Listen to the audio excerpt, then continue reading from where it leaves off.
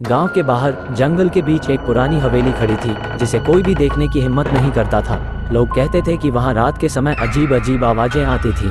लेकिन एक दिन साहसी युवक अर्जुन ने तय किया कि वह उस हवेली की सच्चाई जानकर ही रहेगा। रात का समय था। अर्जुन हवेली की ओर बढ़ा। उसकी दिल की धड़कन तेज हो रही थी। हवेली के दरवाजे पर हिचकिचाते हुए उसने दस्तक दी, लेकिन दरवाजा खुल गया। अंदर अंधेरा था और हवेली में सन्नाटा था। उसने अपने टॉर्च को जलाया और अंदर की ओर बढ़ा। हवेली के भीतर पुरानी तस्वीरें दीवारों पर लगी हुई थीं। अर्जुन ने देखा कि तस्वीरों में एक ही चेहरा बार बार नजर आता था, एक महिला का चेहरा जिसकी आंखों में दुख और पीड़ा साफ झलक रही थी।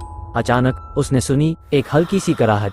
अर्जुन ने टॉर्च को दिशा बदली और देखा कि एक पुराना पलंग अपने आप हिल रहा था। वह पलंग की ओर बढ़ा और वहां एक पुरानी डायरी पड़ी थी।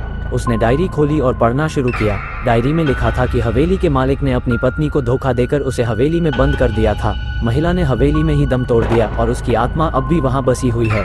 अर्जुन की आंखों के सामने अंधेरा छा गया और अचानक एक ठंडी हवा का झोंका आया। डायरी उसके हाथ से गिर गई और उसने देखा कि महिला की आत्मा उसके सामने खड़ी थी। उसके चेहरे पर क्रोध और आंसू थे। अर्जुन घबराया हुआ हवेली से बाहर भागा और फिर कभी हवेली के पास भी नहीं गया। लोग आज भी हवेली के बारे में सुनते हैं और कहते हैं कि उस दिन के बाद हवेली की आत्मा ने कभी भी शांति पाई। संवेदनशील